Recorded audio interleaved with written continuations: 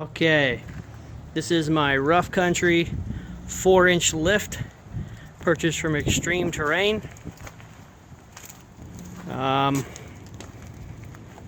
Gave me 5 inches of lift in the front and 4 inches of lift in the back, so it kind of levels things out. Overall, I really like the lift kit. You can see kind of how it looks. It rides pretty good. Maybe some people, I'll agree with some people that it's a little bit stiffer than what you would imagine it to be. One warning on this kit: I purchased it and 50% of the bolts and hardware that I needed to install the kit were missing, which I didn't realize that till I had the entire front end laying on the garage floor. The worst possible time to have that realization. So, and I had to work the next day, so I had to make an emergency trip to the hardware store to get a bunch of stuff. Spent $47 buying hardware that I already paid Rough Country for. Next day, I emailed Extreme Terrain, told them the situation, and she said, send me a copy of your receipt, which I did. And she was very nice and reimbursed me the entire amount. So Extreme Terrain totally, hooked me up and took care of me and made everything right, even though it wasn't their mistake. And they contacted Rough Country and got me the U-bolt that I needed. Originally, I had to use an exhaust clamp that I happen to have on hand here. The one thing I'm not a big fan of with this kit is you'll see these are exposed. They don't have any type of boot covering the shaft. And if the shaft gets nicked from a stone chip or anything like that, it'll destroy the seals in your shock, and you won't get as long of life out of those. Now, I considered getting some of the Skyjacker boots. I'm not quite sure how those will fit, but I think I'm going to try it. They're only like $5 a piece. I think that's going to be a good investment. Overall, the kit went on fairly easy, minus the pitman arm in the front. That is extremely hard to get off. You're going to have to use a torch probably to heat it up.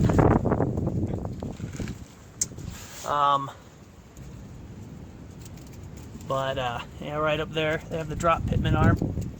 Getting the stock one off is really hard. And the most important thing after you get this kit installed is that you go get an alignment. Without an alignment, you will have death wobble, uncontrollable death wobble at around 50 miles an hour if you hit a bump. My theory, I don't know. Well, the thing is one of the reasons is because your pitman arm is substantially longer, so the amount of leverage on the pitman arm increases, and the bolts and structure that hold the steering box in place can't compensate for that extra leverage. And so you get lots of flex in the system and you get death wobble. But I got an alignment. Everything works great. No more death wobble. Even when I try to recreate it to the best of my ability, I cannot recreate it with the alignment. So, there's a lot to be said about having, everything lined up perfectly. I'm just about to install right now Rough Country's dual shock steering stabilizer kit. In my next video, I will give you a review on that. So, overall, I like the kit. I like how the Jeep looks. I like how it handles. Other than the missing parts, it has been a great experience. And I was pretty fearful before I got in alignment that, the death wobble wasn't going to go away, but it did. And just to protect the entire steering system. I'm going to go ahead and install a steering stabilizer kit because I do have larger tires, and I plan to get much larger tires. And the extra, force on the steering components will wear them out quicker than if you had stayed with the stock tires. And if you upgrade your steering stabilizer, it will absorb that extra, torque put on the system by larger tires, and it'll give you, some of your life back. One more thing about the rough country kit, you'll see these the drop down kits right here. I wish I didn't have to put those on. I wish I had purchased, which does not come, but the extended brake lines, because these things, I mean, they're about as far as they can go. And bending this so you can drop this down, I mean, you have no extra space up inside. And I really, really would advise, if you're going to buy this kit, to go ahead and wait till you can afford the extended brake lines so you don't have to use these drop locators. Anything else? There was something else. I can't think of it right now. Probably remember it after I turn the video off. Anyways, you guys have any questions about the kit? Let me know. Oh, it also comes with these shock relocation brackets, which are kind of nice. It basically pops the top out about 2 inches and makes it really accessible. So that's nice. And also it pulls them away from the frame a little bit, which may be required when you're flexing. I don't know.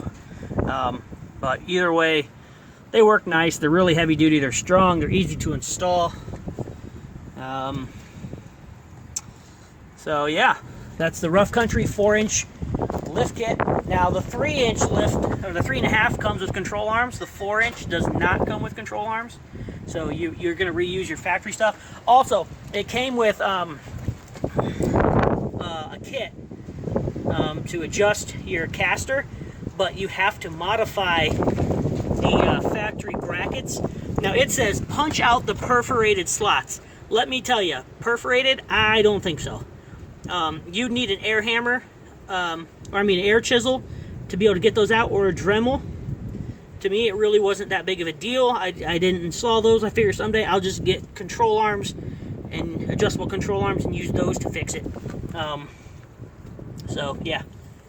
Anyways, that's all I got. Like I said, let me know what you think. If you have suggestions, I know now that I have the lift kit, my tires look woefully inadequate, but that's just part of life. Someday I'll get, more rubber. I'll probably go with like 37s. These are 33s, which I didn't look that small when it was not lifted, but now that it's lifted, it looks a lot smaller. So that's all I got. Thanks again, guys, for watching. Remember, survival is a state of mind before it's anything else. Till next time, see ya.